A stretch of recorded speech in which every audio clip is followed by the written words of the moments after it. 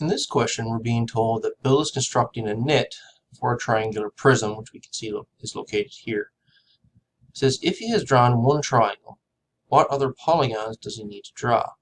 So if he's drawn one triangle, let's say that he's drawn this end here. So if he's drawn that end here, we'd have something that looks like this. So there's the triangle. Now off that triangle, we can see we have a rectangle here in the back. We have a rectangle here in the front. It's kind of this part here. And then we've got one along the bottom. So we've got three rectangles which come off that one on the front that I've highlighted in yellow.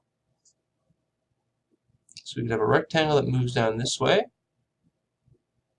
And we take one of the sides off there. There's our second rectangle.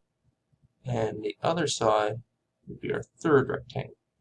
So that takes into account the body of this object right here. Now, what we're left with is that back triangle. So we draw that triangle in.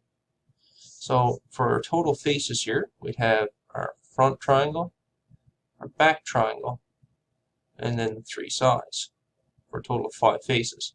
So if he's already drawn one triangle, that means he has to draw one more triangle and 3 rectangles. So we see one triangle here and 3 rectangles, so the answer would be A.